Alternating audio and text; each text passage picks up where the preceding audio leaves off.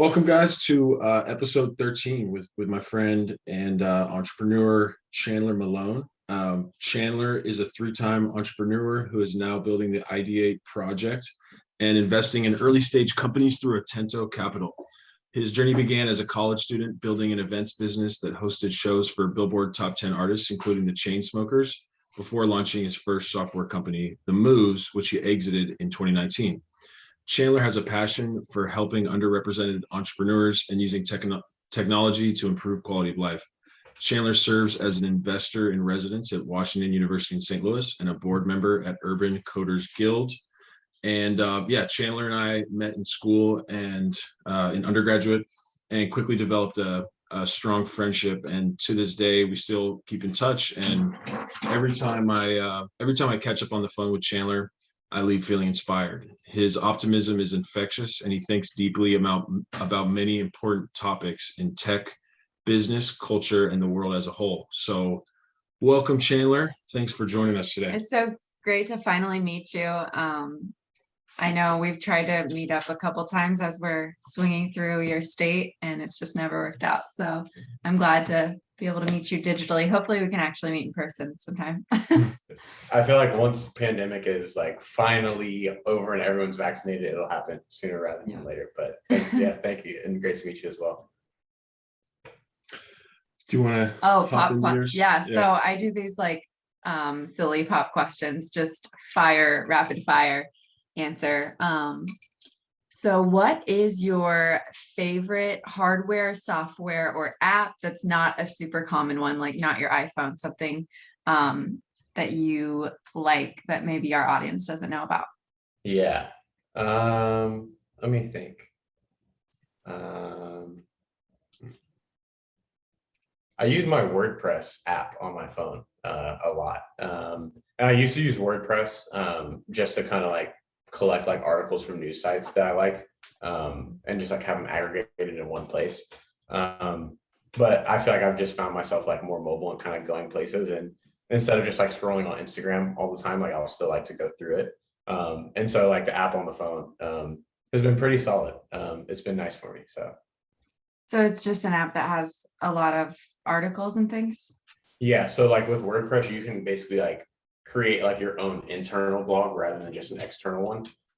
And basically like connect to like RSS feeds from websites, and they'll like push their articles like to your WordPress feed. And so it's my easy way of kind of keeping up with all the like articles and things that I want to read in one place rather than having to go to like each site, over. Yeah, that's really nice. That's a good one. I find that I have that problem, like where I should save all my stuff that I want to read later. Yeah.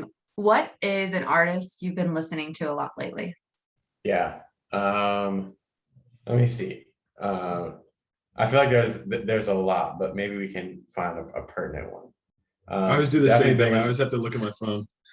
Yeah. So I would say albums that I've been playing the most over the past, I guess,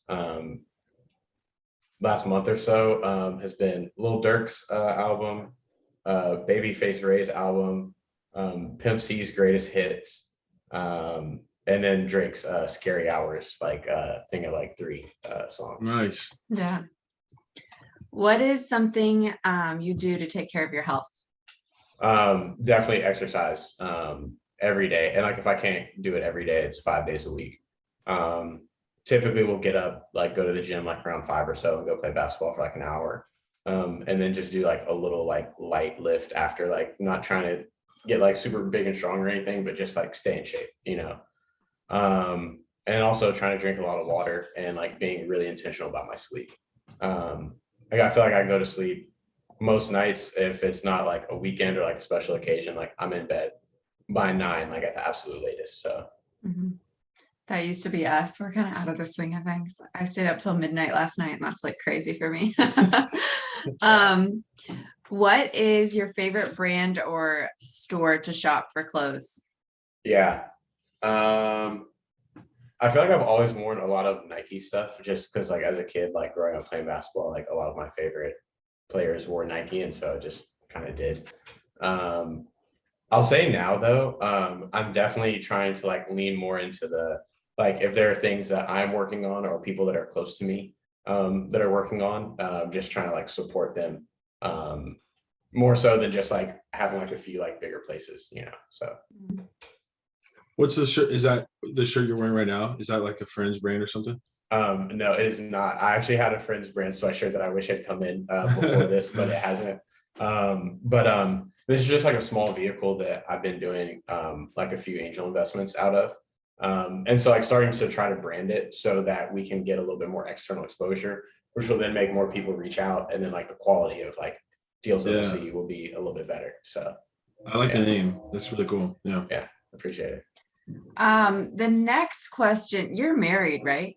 Yes. Yep. I'm not going to ask it since you're married. It was celebrity crush, but maybe what's a quality of your wife that really made you fall in love with her? Not to put you on the spot. That was a good pivot. That was a good. Yeah. I think just seeing like her determination and resilience, this has just been like incredibly inspiring.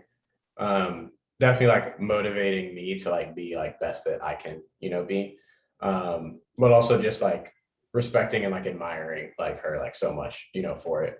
And that's definitely not the only thing, but I know those are things for me that I was just like, yeah. That's awesome. I love that. Beautiful. That's sweet.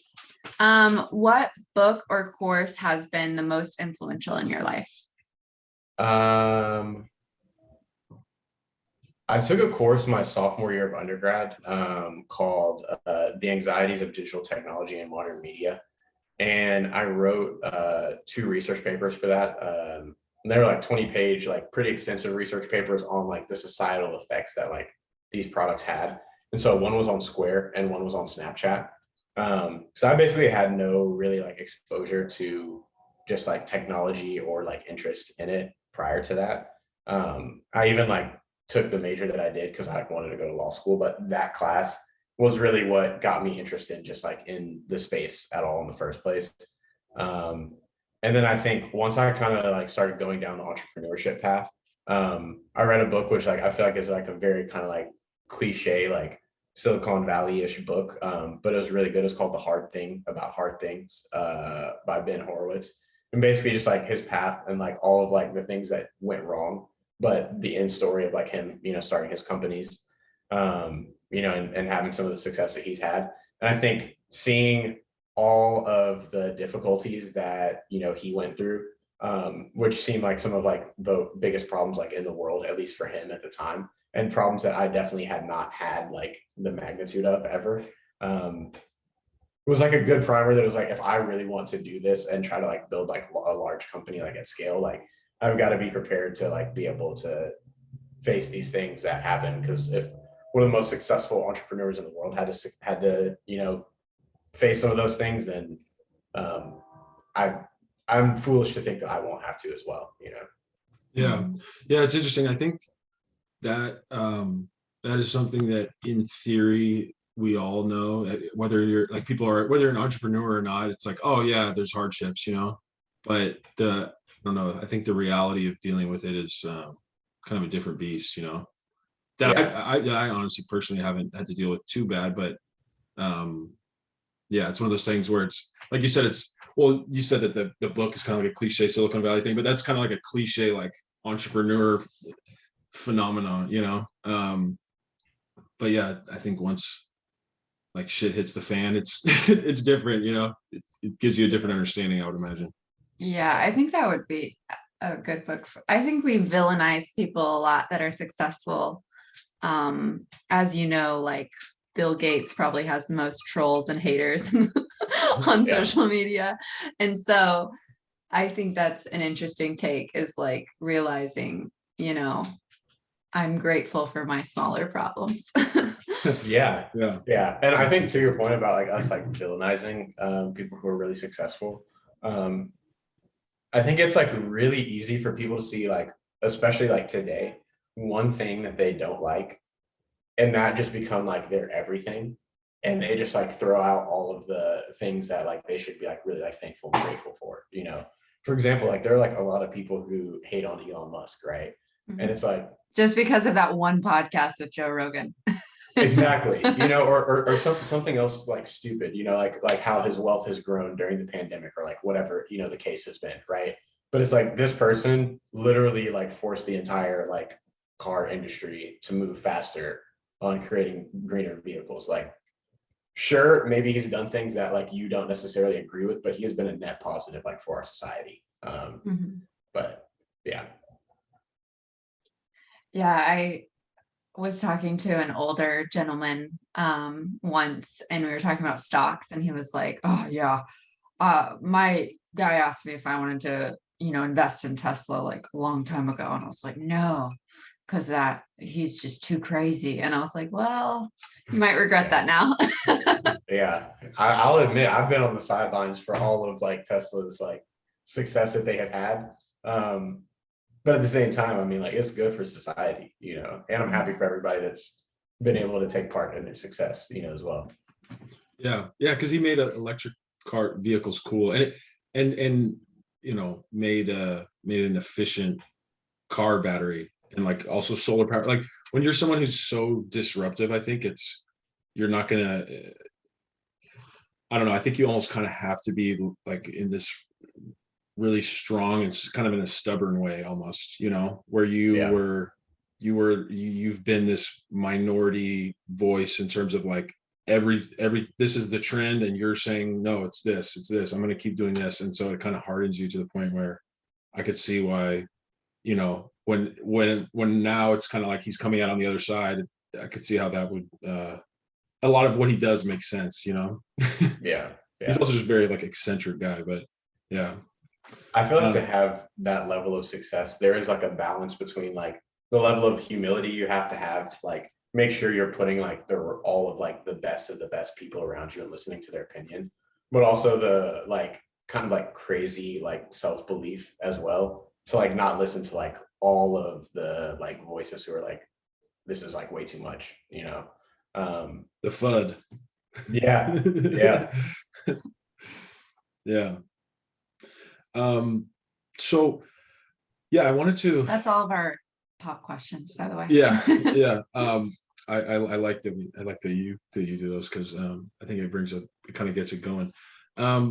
So I kind of wanted to start off and just kind of get an overview of the things all the things you're involved in currently, and then I think we can go back and kind of retrace and how you got to where you are.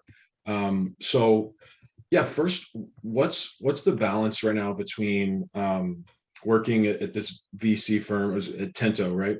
Yeah. And you're the CEO and founder of the Ideate Project as well.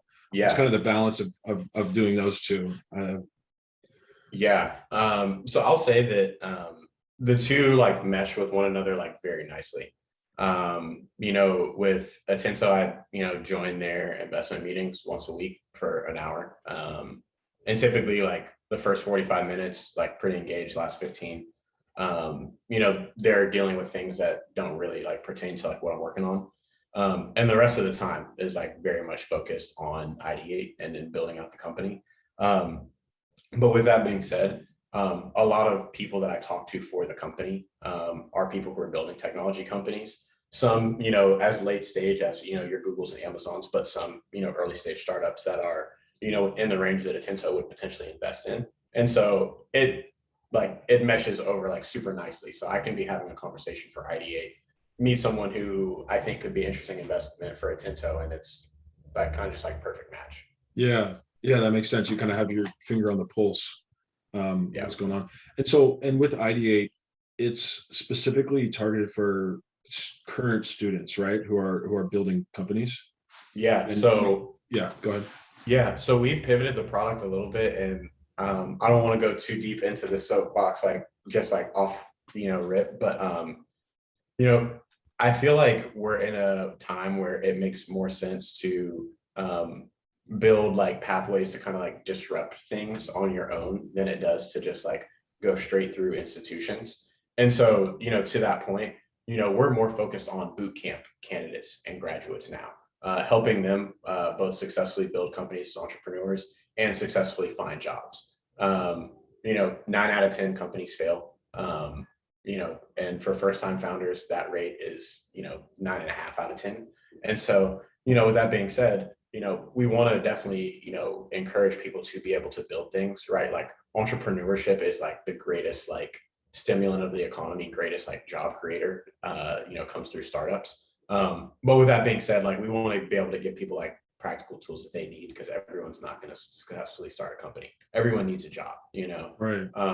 And for the tech companies, by being able to give them access to top bootcamp graduates, especially bootcamp graduates who have been a part of something or worked on building something, we're being able to pre-vet the talent for the companies, making it easier for them to, decide who they want. But also we're bringing them an incredibly more diverse workforce. And like, when I say diversity, like there are so many different levels of diversity, right? Like I think a lot of times, like the only types of diversity we think about are like racial diversity and gender diversity. But like you look at bootcamp graduates, like we've got, someone who's in our database right now who's, beat homelessness. That's not your like typical profile of someone who like works at a tech company. And so like that person brings their own type of diversity, like to the organization. We've got people who, recently got out of prison, and completed a boot camp program. Like for these people, right, like life and some of like the problems of like working in like a company are maybe just like a little bit different than problems that they've had. And so, this person might be more resilient, on the job. And I mean, like obviously, like I think we've seen like a lot of tech companies have been having issues with both products that they put out, advertising campaigns they put out, and even just like employee happiness inside of companies, and so being able to help companies not just get pre-vetted talent where that you're getting, the cream of the crop from this boot camp, cohort, but also being able to provide you access to that diversity helps the company in multiple ways. Yeah. Okay. Can you explain to our audience what you mean by boot camp? Yeah. So there are these programs now where you can like learn how to code or learn how to do technical sales or learn how to do project management or learn how to become like a Salesforce administrator, high in demand jobs that like there may be degree programs for, but the jobs are so much in demand that if you complete a certification program, you can still go get, similar type of job. And so, with these bootcamp programs, it's really interesting that we've had more success working with the bootcamps than we have had with universities. Because a lot of these bootcamp programs, they'll have 90% job placement rates, 95% job placement rates within 6 months of graduation. Right now in the US college and university system, 53% of graduates end up underemployed. But it's because like the boot camps, they're like a newer type of educational institution, a newer type of organization. They're like down to be innovative, like partner with people, kind of find creative ways to like help their students be able to get jobs.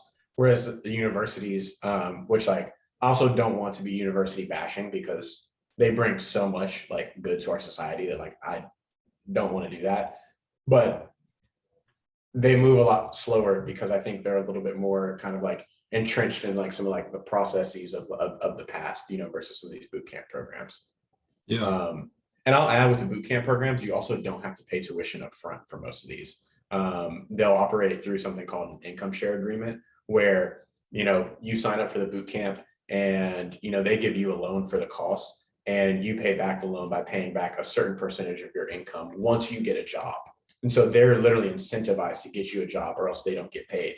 And it makes it a little bit easier, for people to be able to get some of the education and training because there's not such a great, upfront cost. Yeah. Yeah. And from what I've heard, that business model is becoming more and more popular. I used to tell people in my last job, I remember there's don't do it unless it's a deferred tuition kind of thing like that with the income share. Because it's honestly such a great model that when you think about it, it's like, why doesn't college do that? Yeah. Again, and I'm not like, I'm the same as you. I'm not like college bashing. I'm really thankful for my education and I see the value in it and stuff, but because that's how he met you. Yeah. Yep. Sure. But I mean, I could speak on it just in the sense when I was trying to use WashU's services to get a job, it wasn't as robust as I would expect, Yeah. And that's obviously it's just it's just one part of college is that you're getting a job. But I mean, when you look at the financial side of it, that's kind of the complete hope, is like, okay, I'm paying this large amount of money now so that I can make more money. And statistically it is worth it for the majority of people. But yeah, that's I'm glad you asked about the boot camp. That's similar to the girl coding, she codes or something. Oh, they have one in, yeah, what's it? That's Girls Who specifically Code. That's women. in St. Girls Louis, Who right? Code, yeah. Yeah. Yep. Yeah. And I also, it's something that I've been kind of exposed to more now that I'm doing a recruiting type job, but for Silicon Valley startups, is the question of diversity. Like I interviewed at a couple places that asked me that, like, how would you approach recruiting diversity candidates? And I had no idea, because I had never been asked to do that at my last job, where it was Fortune 500s in St. Louis, Yeah. And actually saw this. I was looking at the Ideate Project's Instagram, and it had this woman who worked at Google, and she said, if only dudes are coding, they're only solving problems that dudes have, And I was like, that is such a good quote. Because, and I hadn't even thought about somebody who's been homeless or been to prison. It's such a different outlook than the typical software engineer would have.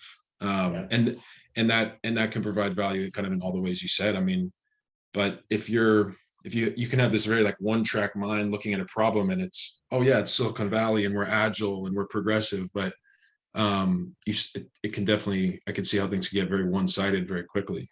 So yeah, it's I mean, important. think about if you're running like a customer success or like customer service team, do you want like a super, and again, like, this is not to knock anybody, it's just like thinking points, do you want like a super like wealthy like kid who's gotten like everything that they've wanted their entire life and like went to like a super prestigious university and feels slightly like entitled to, making a certain salary after they graduate? Or do you want someone who's been, working as, a bartender or a waitress or a waiter, working in service for years, stepping into, your company to help you, with your customer success, with your kind of like customer service interactions. And I'm not saying that the college student's going to be bad, but like, you bring in someone who has a slightly different profile and they could help your entire team, improve things because of things that they've experienced in their previous career, Yeah. Yeah, it's a really good point. Gary Vee actually says that a lot of he finds, and he's very like anti-college because he was the kid that got bad grades, but when he hires people, he's found a lot of times when he hires people that don't have college educations, that they are more like self-starters and problem solvers, whereas the college grads need a little bit more structure and need their hand held to start a little bit more, which to me makes sense a little bit. Yeah. You're used to that structure, the teacher. Yeah, like, here's your assignment and here's how you're going to do it. As opposed to like, where's the bottleneck and how are you going to solve it? Like, we don't even know what it is. You got to find it. It's a complete different way. And I could totally see how your example, actually, someone who's like a restaurant manager or a waiter, like you get very like process oriented and like, okay, how can we better, improve this process? So you said that, so with Ideate Project, you guys shift a little bit. Are you still working on the side of connecting investors with entrepreneurs as well? As that's still part of it? Yeah. And so like that part, we don't really have a business model around that part, just because seeing how, kind of the venture fund structure works, we think that it's more valuable for us to just be able to like let investors see, companies that come through and for us to share, companies that come through with investors rather than charge them for it. Because that will give us, top candidates who have like built really cool things. If we have a larger database of investors rather than if we were charging for it, and then we would inevitably have a smaller database, then fewer folks would feel comfortable, sharing or even be incentivized to share what they're working on. And at the end of the day, the more talented folks we have on the platform, the more people that we can show to companies, to be able to hire. But I mean, I will say I would definitely love to develop, more of a business model, kind of around that part. Just because, I mean, I think, again, like this is not necessarily your profile of people who has been starting like venture capital, like backed companies, like not the prevalent style yet, like you've got a lot of, Harvard, Stanford, or like Google, Uber, kind of not a lot of people that came from no college degree, boot camp, or, worked in this industry, then, boot camp, and then, is able to build this thing. And so, I mean, I would love to be able to, at some point, be able to have such a mass, of people that are building companies coming out of, boot camps and collaborating with one another. And, us be in a position, where we had, enough capital to even, make some of our own investments, in some of these companies, and then, share the deal flow out like in a more official way with companies. But I feel like the way that we're doing it for now is just like a good start, to being able to make that happen in the long term. Gotcha. So it's kind of just it's an extra value add at this point. Yeah. That's like cool. Basically we want to add as many value adds for our like candidates, like our bootcamp candidates who are coming through as possible, and just basically give them like every reason to say yes and sign up for the platform, Yeah. Because like honestly, like the software platform is not really like our product. Like the candidates are like our product to, the companies. And so if we can serve them better, like the candidates better, then like we're just going to have a better product for companies. Yeah. And I mean, and then it also makes sense that these boot camps would love to work with you guys, because you're helping them kind of cover their cost, right? I mean, I'm sure there's a good amount of, I don't know. I'm sure there's at least some cases, right, where they put somebody through the program and they can't get them a job, and then the boot camp doesn't get paid, right?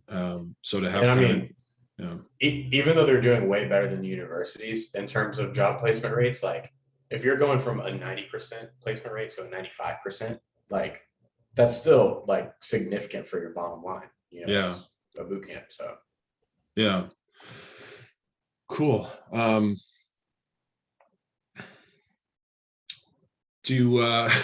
So okay, so to kind of rewind, in college, so I'm obviously familiar with some of your background, but for our audience, and I don't think Shani's aware either, but what was the first business that you started, and can you kind of give a brief summary of what led up to that?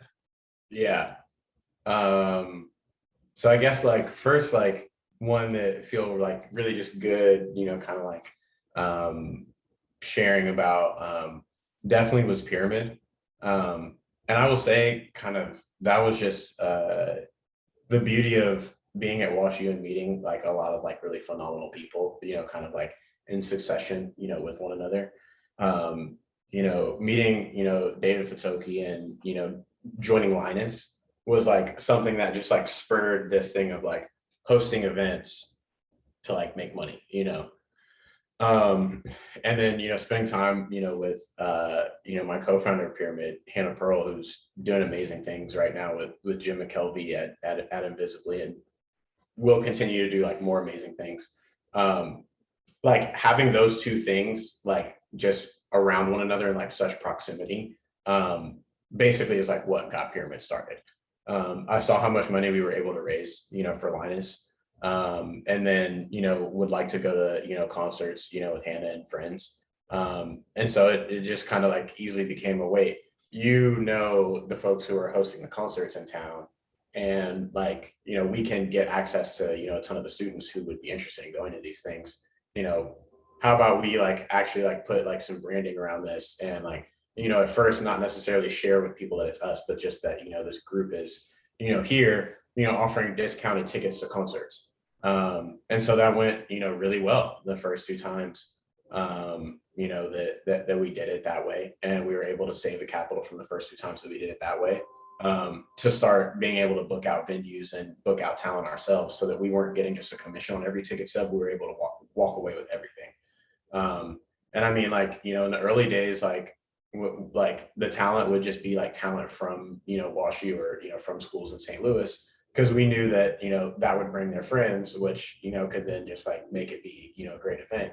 And, we're super intentional about, having like high quality photography, high quality videography. So that like, when people are like, oh, do I want to go to this thing? It's like, oh, look at the last one. It looked like it was so much fun. Like,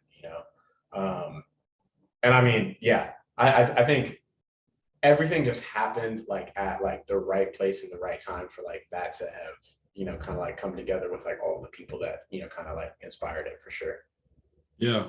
Yeah. It's so cool. I had never thought about this until just now, but so for people listening at WashU, there's this kind of group of student run businesses that every few years change hands. And the goal is, students buy them pretty much every time with their parents' money or their grandparents loan them, and they buy into this business, they grow it, they, take profits, and then they sell it.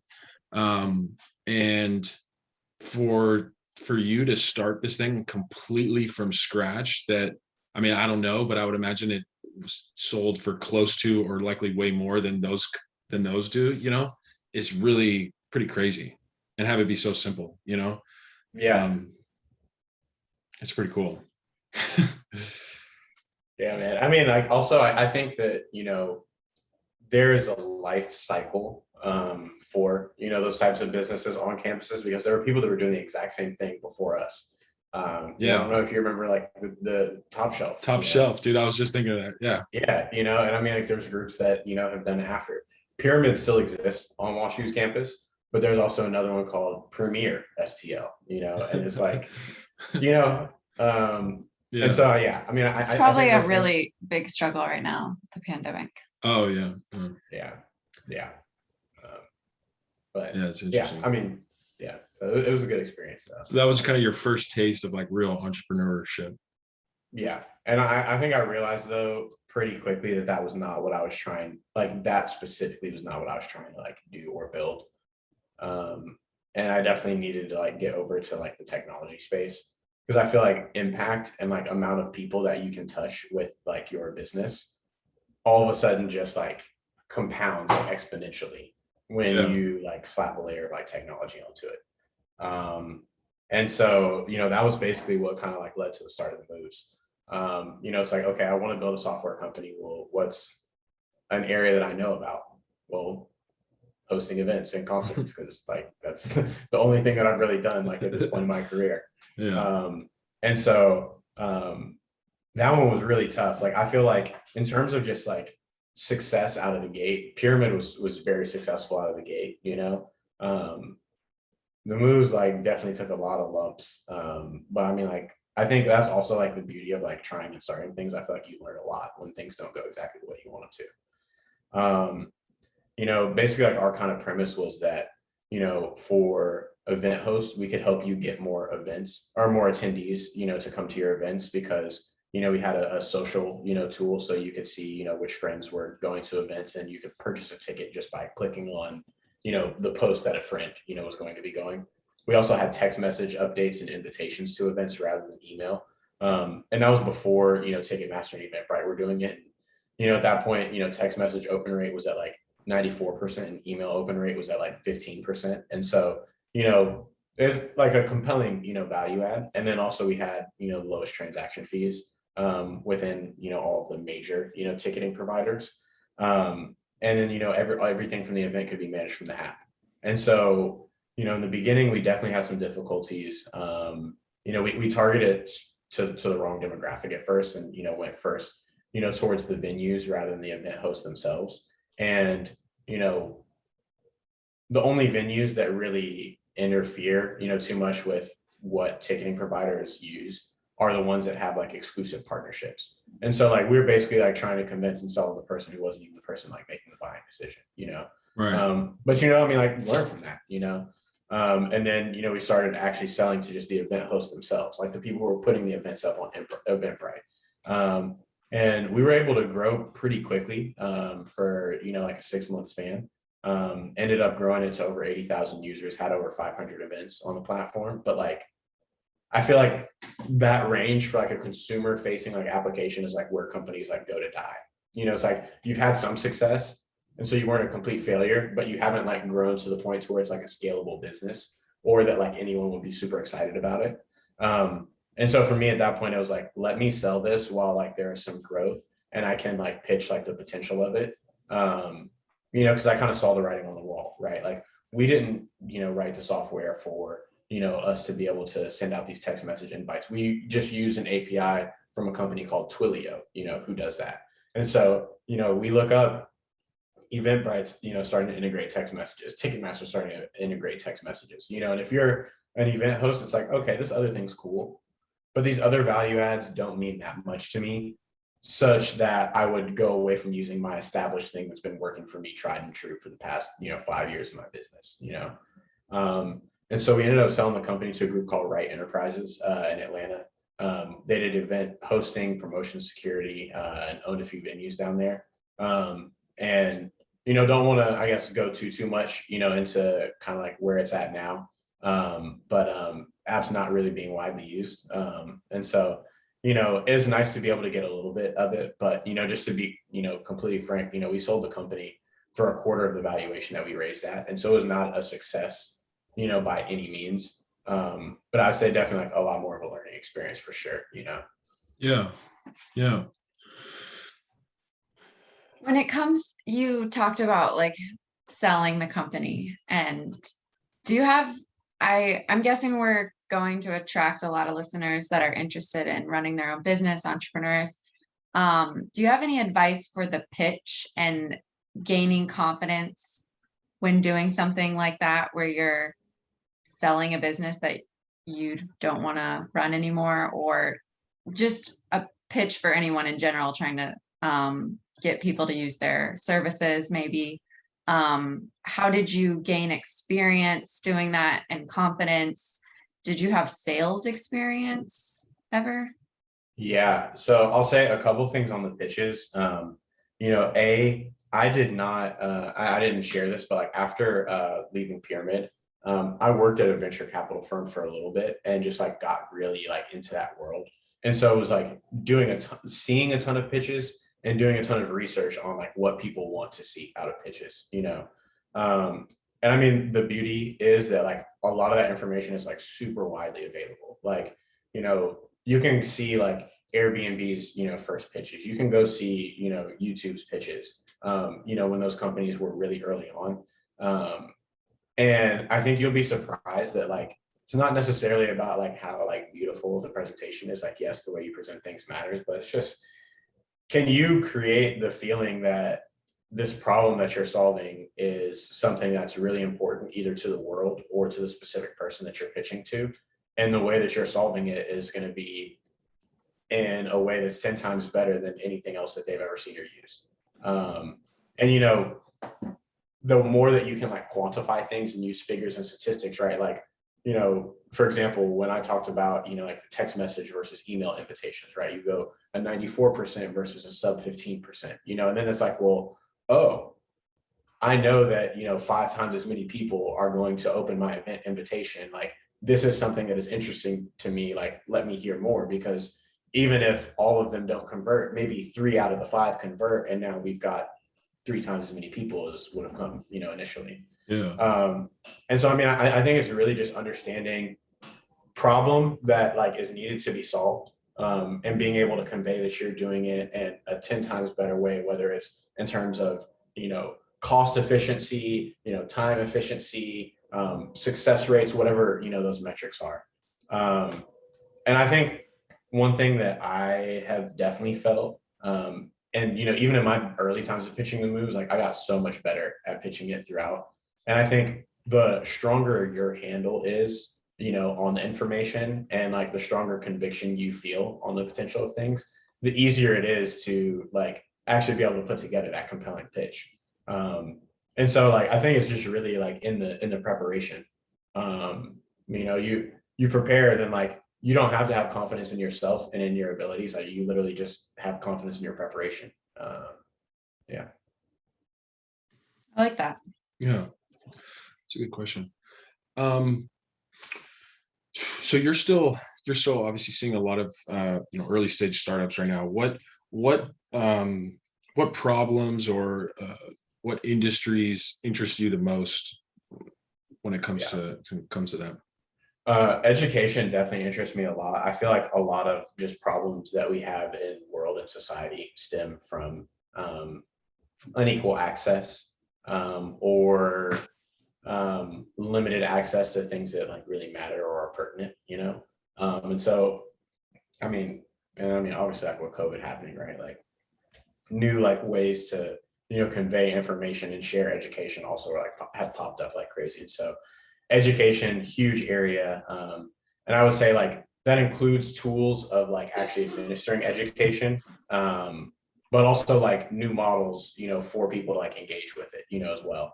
And then I think healthcare for sure. Healthcare is another thing that just like, I will not hesitate to say that like this is definitely like the best country in the world to live in for so many different reasons. But with that being said, like we have so much like so much room to improve. And I think the areas where we have the most room to improve are the areas that are most exciting to like potentially invest in, and so that's why I mentioned education first. Healthcare is another one, right? When you just look at like who has access to healthcare, you look at healthcare costs, you look at, healthcare access, not just for, lower income Americans, but like rural Americans, right? Like there's like so much that needs to be done. We've got, issues with, drug addiction and, like non-adherence, to medications and, antibiotics becoming less effective because people don't, adhere to, what's being recommended, or things being overprescribed or wrong things being prescribed. And so healthcare is another one. And then the last one, definitely really interested in just, clean tech and green energy space. That is one where I maybe have less of just like a handle myself personally on it, than I do on education and healthcare. But I mean, it's like a really important thing, like important to like our species survival, like over the next centuries, and so like those are all areas where it's like, if we want our society to continue to improve, like there will have to be changes. And so it's kind of inevitable that there are going to be some great companies that are like extremely disruptive that like come up in those spaces. Yeah. Yeah, and it feels like those spaces move slower than like Amazon and Tesla, and so yeah, that's really exciting when it starts to actually serve the public more, and not just, I mean, obviously Amazon and Tesla serve the public, but just it feels like sometimes like even just our voting process seems really barbaric, and Yeah. we're so ahead in these other spaces. So it'll be nice when things start to catch up. 1,000%. I mean, even to your point about things moving more slowly, like we talked about like these boot camp programs, right? With like 90+%, employment rates within 6 months of graduation. Meanwhile, university is 53% are unemployed or underemployed within 6 months of graduation. It's like the output and like productivity of like this new model of education already has been proven to like be so good just in terms of like helping people get like the jobs they want. But you've got like 50,000 bootcamp graduates nationwide as of end of 2019, whereas you had 20 million college graduates. And boot camps have been around for a decade now. And so to your point, like, some of those spaces, they do take a little bit longer to play out. But I think that they also serve like, almost every person. And so if it takes a little bit longer, but you can end up like helping a lot of people and have like a really kind of like broad and wide net, and like you can have something that ends up having like a really major impact, and like the larger the impact, like the larger the return is going to be. So Yeah. That's a really good point. It kind of slowly expanding out, but the end goal, or the possibility in the end for how many people are impacted by it is so big that that it's worth it. Because definitely clean energy is the same way. There was something I just lost my train of thought. Yeah. When you said that too, it reminded me of like the waste management app, like solving those problems too that are such large scale problems. Yeah. There's, I don't know, you've been exposed to it for a while, but I mean, I haven't really talked to you about my new job, but basically it's we have this AI enabled platform for sourcing candidates, basically. Yeah.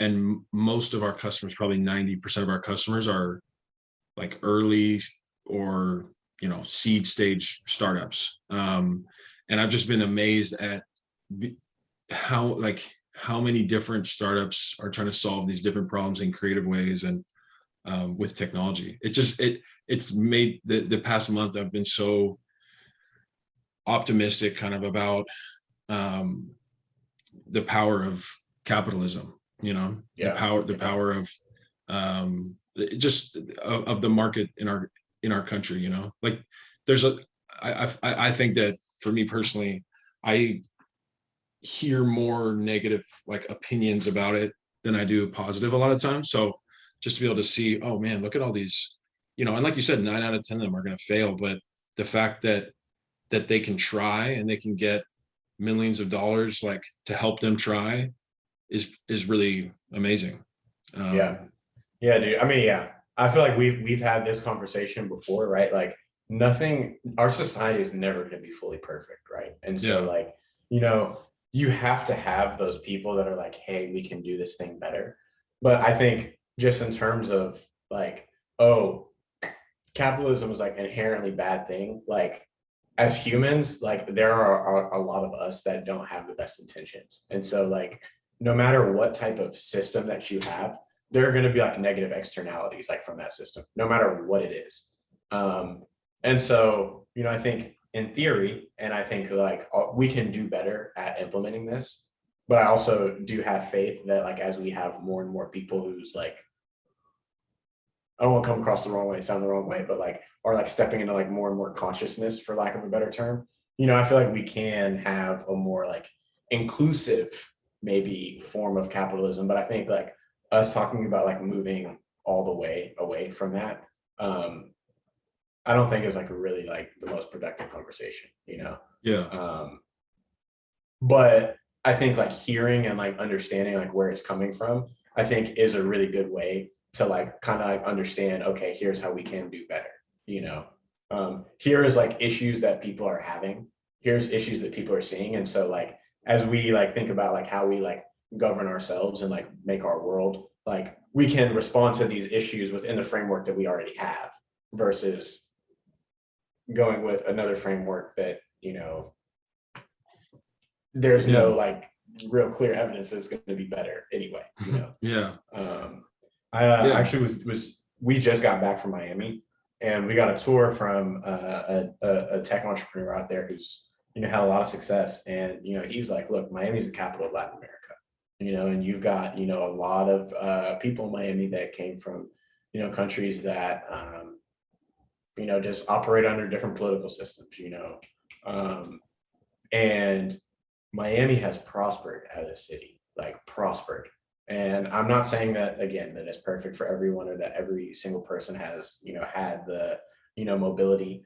But part of the reason why it's prospered so much is the government in Miami has been like, okay, we're going to make sure that people have access to pretty quality education and can like get around the city, you know, easily. And then after that, like, we're just going to like get out of the way, you know, and like let people like do what they need to do. And it's like, if people can get educated, people can get, you know, a college degree or a career certification, you know, that is competitive, you know, at a price point that is like accessible for everyone, you know, every person is not going to have the same opportunity. Like we realize that, but that is going to be a lot better than like restricting the person who is really successful from becoming like their best selves, you know? It's definitely an improvement on equality of opportunity, you know, compared to a lot of the country. And something that actually that I was just thinking about, because you mentioned, you know, how Miami being the capital of Latin America, like I was thinking about it in the sense that our country has strong, you know, property rights. Like there's a good amount of trust in that if you, Chandler, start Ideate Project and it gets huge, like you will reap the benefits of it. You know, obviously there's exceptions to that, but for the most part, the structure's in place where you're incentivized to like do legal business and work hard because you have the opportunity for a big payout. And in a lot of third world countries, that like structure isn't there. So it's not that people like don't want to solve problems and aren't creative or aren't hardworking, but like there's not the trust system of, hey, like for example, in Venezuela, like they don't have trust that even their money will still be worth something. Like the money that they do make will even matter, Yeah. and that's not really had to do with property rights, but like I think it's easy living in America to go, oh man, here's what's wrong, here's what's wrong, here's what's wrong. But and that's important to do that too sometimes, like because we do want to improve, and there's a lot that can be improved. But so now I personally have just been thinking lately, like, man, we're pretty lucky, all things considered. And I like what you said about the government in Miami. It doesn't have to be that complicated, right? Yeah. Sometimes local governments or state governments, they try to do too much, and that can hurt it in its own way. I don't know, I'm kind of rambling right now, but no, man, I mean, I feel you, right? Like I feel like the whole point of this is like, how do you find a way to like make the world that offers the best opportunity for everyone without like people like doing too much to like interfere with that. Yeah. Well, Well, I mean, and like I like what you guys are doing. I think with education is, I would imagine, is also helping, sorry to interrupt you, is also helping companies see the value in diversity, Yeah. besides just like like we better be diverse so we're not canceled. Do you know what I mean? Because I think there's a lot of that Because going on. that's actually not what it should be about. It's like Yeah. there's like a clear case as to why this is like good, why this is a good thing. Like we have conversations, right? Like not on the podcast, where you maybe see something one way or maybe I see something one way, and then we talk about it, and like I understand how you see it completely better, or the other way around. And like that is like the beauty of our diversity of experiences. Like we both grow as a result of that. It's Right. not about like me saying, oh, I have a white friend, I'm not racist. You saying, oh, I have a black friend, I'm not racist. It's like literally like our Yeah. relationship enriches us. And like if you're building a company, like you want to be building an organization that is like continually like being enriched, like continually growing, continually getting better, like not stagnating. That's like the whole point of like building like a tech company is like growth. Yeah. Yeah. It's very like positive sum thing. Like you said, both, like everyone grows from it. It's not like, oh, well, because of affirmative action, like this person's taking my son's college spot, or that's not the way to look at it. It's like, oh, because of that, my son gets to go somewhere where he's going to learn way more than he ever would. You know what I mean? So it's a positive for everybody, I think. And that's why I think I'm starting to see kind of through this conversation what you guys are doing, how important it is, because it's giving a tool, right, to solve that problem. But it's also, I think, your voice specifically could be really good in seeing like, okay, this is why it's actually a problem, and this is why the solution is actually much more valuable than you might even think. Just cool, man. It's cool. Yeah, it's exciting. Yeah, I think education and mentorship are like the root. If we could work on those things, our society would be so much better. And that really touches on both of those, like education and mentoring, and helping guide into the right space that they want to be. Do you take a hand in any kind of advising with entrepreneurs that come through the Ideate? So we don't, but like for companies that are looking to hire bootcamp graduates, we do offer them like a hands-on apprenticeship program that we do, that like basically like if you're hiring someone that's coming from a bootcamp and it's not for like a full-time role, but you're doing our apprenticeship program, like they'll have like mentors like checking in with them like on a consistent basis, basically set aside by the company, so their mentor is not like me telling them the Ideate way, but it's the person from the company telling them like it's a person from Netflix telling them the Netflix way. Cool. But to your point, Shane, it's like, the education is important, but like you also have to be able to have like context, and like context comes like through like getting like those mentorship, experiences like with other humans who have like been through it, so you can apply like what you're reading, what you're learning, like in a meaningful way, Yeah. Actually, this brings up something that I have been wanting to ask you about. It's kind of related, but I've been going down this rabbit hole. There's this guy on YouTube I follow named CoffeeZilla, and he like exposes like scammers basically. It's his whole brand is like exposing scammers. And I've become hyper aware of because I love his content, but a lot of these kind of entrepreneurship scammers, right? Yeah. And I just would be curious, like, what your take on this kind of stuff is. You know, people selling these coaching scammers. Here's my $10,000 course, but you're going to be a millionaire at the end of the year. Like, what do you think about this kind of stuff? Because you're the real deal, right? Like, you're a real entrepreneur who's young, who's been successful, you know, and it's like, I'm sure you're never going, hey, man, I charge $1,000 an hour, but I'll mentor you. You know what I mean? No, man. Yeah. Actually, I saw this other guy. He's a student at Cornell, and he's got a nonprofit that basically helps students of color complete their computer science degrees and then get placed with tech companies. And, you know, as partners like Microsoft and Facebook and all this stuff. And I saw him tweet last week, and he was like, y'all come get me now. Like, if you ever see me like selling a course, you know? And yeah, I mean, I think there are already like so many like barriers to information that like, if you've got great information out there, I do think it's great to just be able to share it with people just off of like the goodness of what you have. With that being said, I do understand that people have to eat. And so like, you know, there are people who make money off of teaching because they're like paid by institutions, right? And so I'm not going to knock someone for making money off of teaching, you know, not through an institution. They got something valuable. But at the same time, you do have a lot of people that are making money off of teaching who have like as their credentials to show why they are valid, like their Instagram flex, you know, and it's like nothing like substantive, you know. But I feel like, you know, if you do research, you know, and you're like, okay, you're wanting to learn more about, you know, building, you know, software products, and, you know, a founding product manager at, you know, Airbnb is offering a course for a couple $1,000s. Like, I don't think you're getting it, you know, but I think if you're seeing somebody who's riding around in rental cars all the time, like flashing a bunch of cash, you know, it's like, we're probably getting scammed by those people, you know.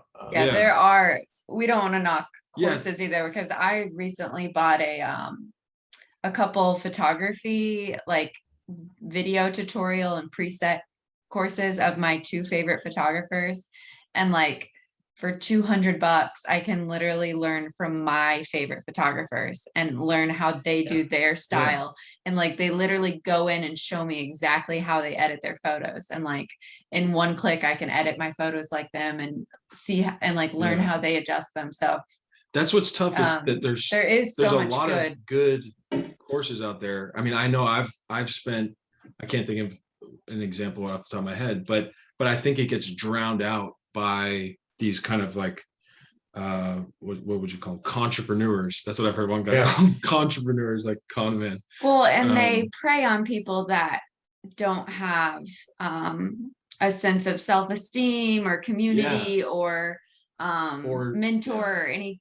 And so it's really kind of sad, honestly. It's kind of a lot of MLM pyramid schemes are like that as well. They prey on people that just want to be a part of something. And I think there are some good things that come out of that. Like we read the book, the Robert Kiyosaki book, Rich Dad Poor Dad. Rich Dad Poor Dad. And he's like, join an MLM. They'll teach you how to sell things. If you aren't confident in selling things, if you join an MLM, they'll teach you how, and you're gonna like get humbled real fast and like just learn how to do it. And so I think there are, you know, there's always a positive to everything, but you have to be careful.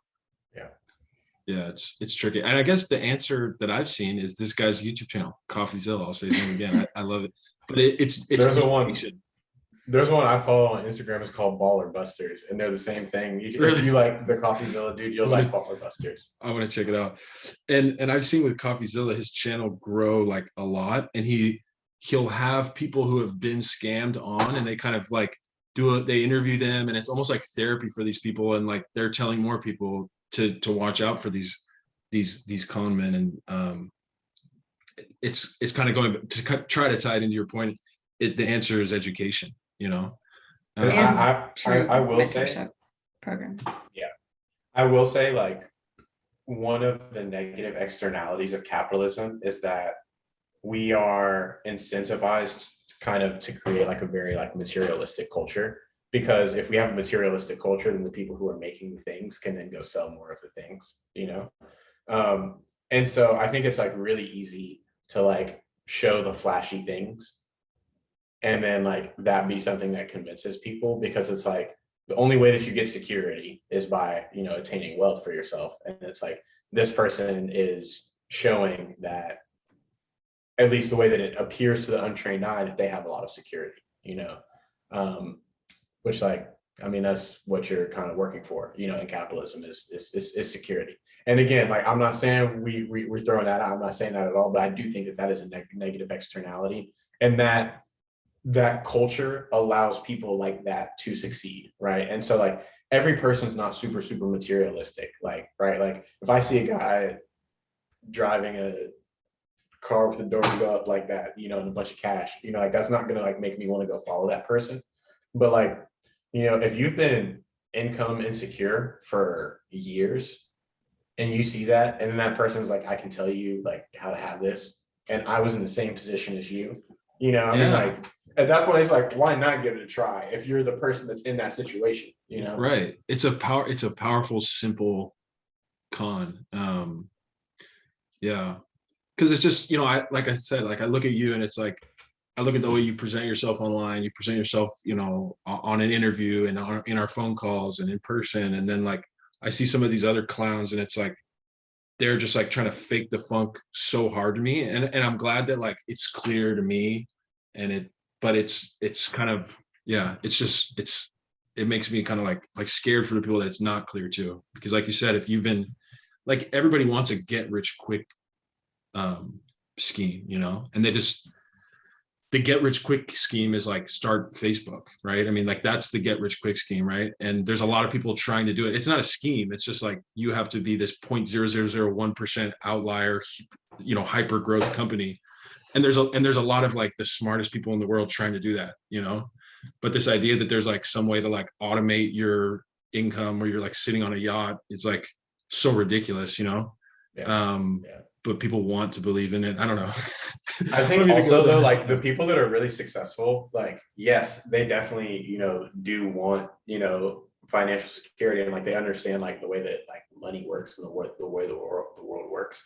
But I think the people that like hit that, you know, level of success that maybe we're kind of like alluding to, like a lot of those folks, like it's about like the work and it's about like the mission, you know, of what they're doing, and like they really care about it. And that's why I said that book, you know, The Hard Things About Hard Things, was so, you know, kind of inspiring to me. It's like this dude, like, you know, Ben Horowitz, one of the most successful tech entrepreneurs, now one of the most successful venture capitalists, like in the history of the world, you know, he was like, there are no shortcuts. There is no get rich quick scheme. Like if you're not like in love with the work, solving the problem for the customers and like the people that you're working with, or some combination of those, and like you're not going to be able to get through the things that you are inevitably going to have to get through to get to that point, you know? Yeah. Did you have a business mentor in your life? That's a good question. I was going to ask. I feel like I won't say that I have one mentor, but I feel like that's been kind of one of the things that I've been best at in life, is being able to find people who are doing the things that, or have done the things that I want to be able to do, and start developing relationships. And so, I mean, there's a lot of folks that I can kind of speak to that have, you know, well, that, you know, continue to give me advice. I mean, like even, you know, me coming to Tulsa, I was really, Tulsa was not like on the map for me to come to.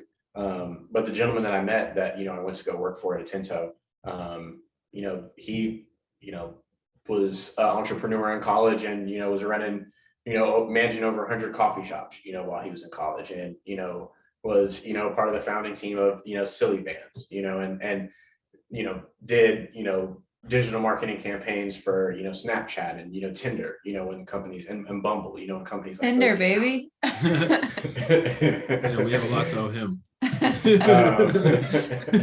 But, you know, it was like, okay, you've done a lot of things like in like the space that I care about, and you're, 10 years ahead of where I'm at. Like, I will come here literally just to be able to like talk to you every day about the things that I'm thinking about and working on, even when we went to Miami, the gentleman that gave us the tour, he built a facial recognition company that he sold for over 120 million a couple of years back, and he recently just stepped back as the chairman of the board, and now he's investing in companies. And so we spent like 6-7 hours with him in Miami, and I mean, we've had issues with getting our technology out in the timelines that we wanted to in this venture. And it's like, well, that's not my area of expertise, but you are a tech guy. You're not just a business guy. Like, I'm about to ask you like literally all of the questions that I have, because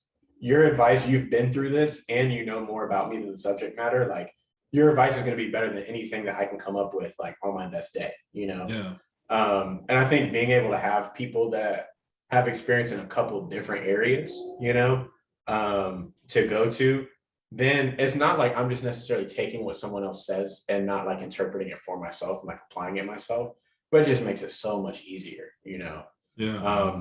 And I will say the way that I've been able to, kind of like get some of these mentors is trying to just like make myself like as valuable or as helpful to them, as possible. And also just trying to be like as genuine, like as a human as possible as well. Because I think people can smell out when you have like weird intentions and motives. And I think it makes it a lot easier for people to engage with you if you're making their lives easier, or, doing something that, is helpful to them. So. And I wanted to ask too, so you're an investor in residence at WashU. Is that kind of a mentorship thing, or is that you investing your own money? Yeah. So that is actually me more serving like as a mentor, like for WashU. And so they have like a program, they have an entrepreneur in residence program and an investor in residence program, where they basically just ask people who are, founders of companies or, investing in, early stage companies to come, work, be, mentors for, hackathons and, like entrepreneurship workshops they have, be judges for pitch competitions that they have, serve as judges or like panelists, for classes they have or whatnot. And so that's really me more being sort of a mentor than like getting the mentorship. But I will say, I mean, typically like when we're having like these groups and like people are giving me advice, all of the other investors in residence are a little bit more seasoned than I am. And so I've got my advice I'm gonna give, but like typically the advice that they give is like really good for me to hear, Yeah. So. Well, it's just so cool that there's a way where you're already kind of paying back, giving back a lot of the help that you've gotten.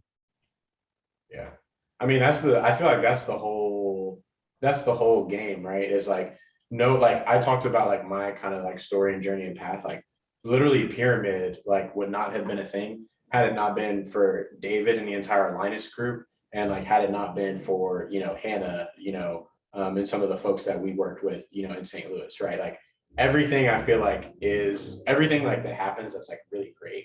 It like takes a lot of, kind of like people coming together and giving advice and sharing opportunities and like all those types of things. And so, I feel like, well, it's good for me to be able to like share, my time, and kind of like quote unquote give back some of my time. Like that's how everything has happened for me. Like there will not be more things that happen for me, if I'm not connecting with other people and sharing my experiences and hearing from theirs, Yeah, there's this thing, I'm sober, right? And there's this thing we say in recovery, you can't keep what you don't give, or something like that. But I think it's powerful, like it applies to everything, I think. Yeah, I thoroughly believe in like operating out of abundance and not fear, and just giving so that you can also receive. Yeah. I like that. Yeah. Let's see. Do you have anything? I know we have a lot of questions here. You had some good ones. Well, I did, to follow up on what you're just talking about, like for finding a mentor, and you said a lot of it's, providing something as well. Which I think, so maybe for someone that during this pandemic that can't like go to these events and things, maybe it's they reach out to a company and they are going to just do services for free for them, and then maybe they can get connected to someone. But like, what are your tips for networking for introverts? Yeah. For people that don't want to go out and meet people. What would your advice be to help people get over that, or to meet people?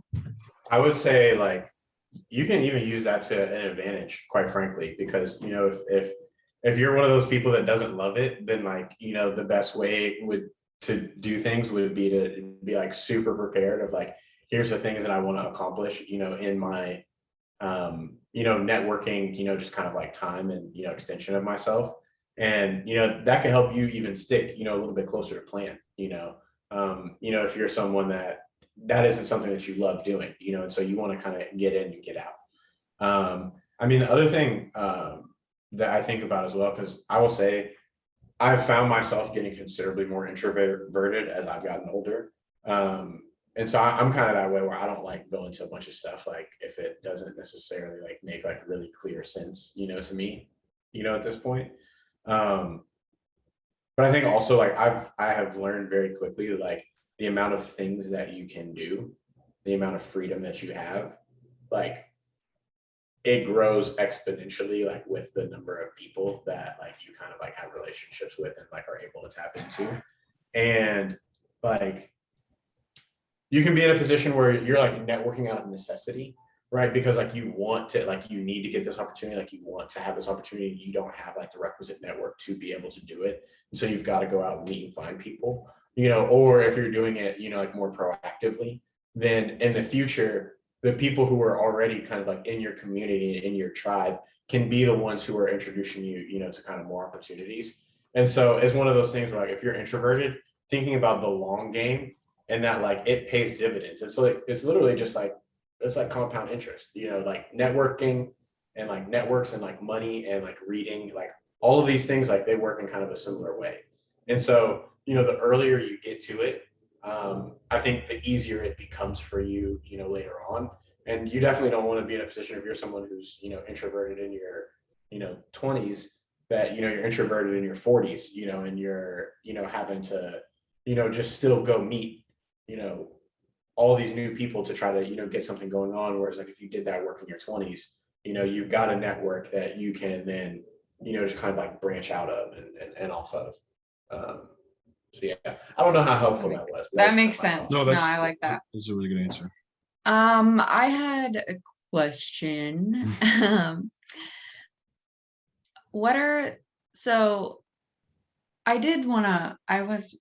saw your question that said something about, have you always had an entrepreneurial spirit? Like when you were a kid,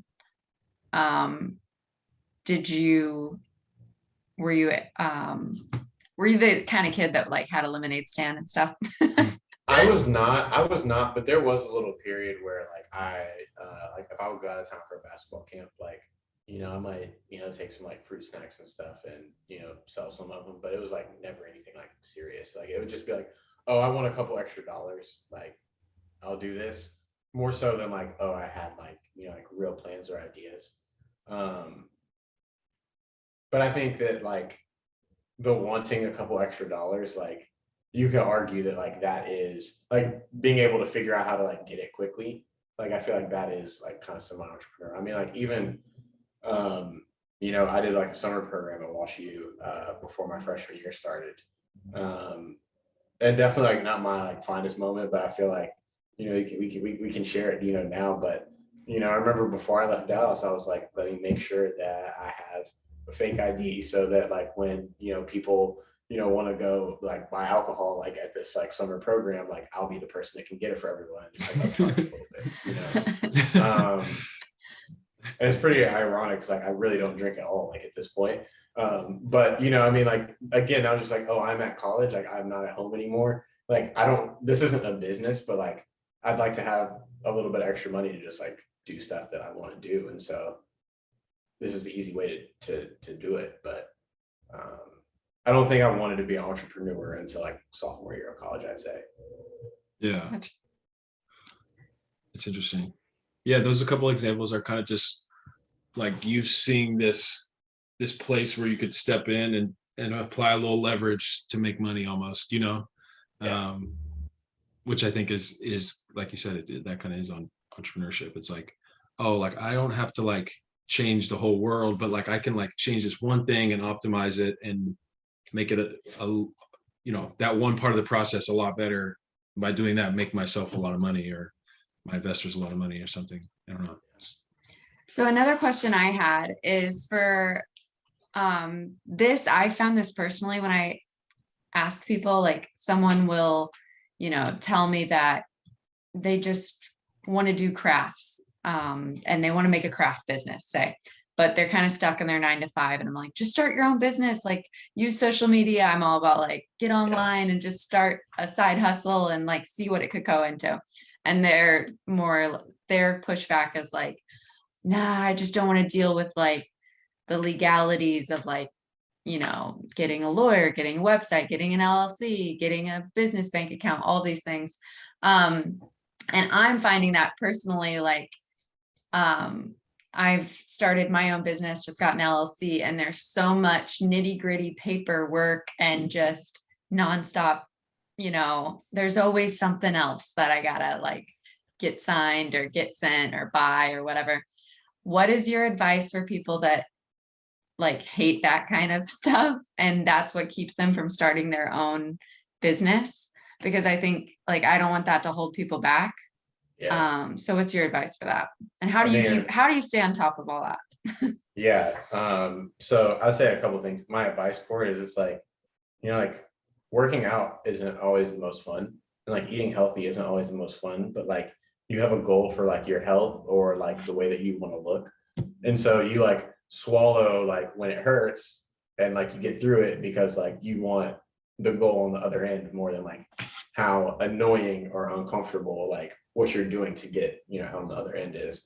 And so it's like, if the thing that's deterring you from starting a business is just like getting all of the paperwork to be like legitimate, like those people may not necessarily like be like the most interested in starting a business, and I just say that to say because it's like it's such a small and when I say small, I mean like I understand like there's a lot of like quote unquote fine print and just like things to keep up with and timelines and a level of like organization that kind of like needs to be there to make sure all of it's done and like maintain. tax it, like being doing your own taxes and stuff like that.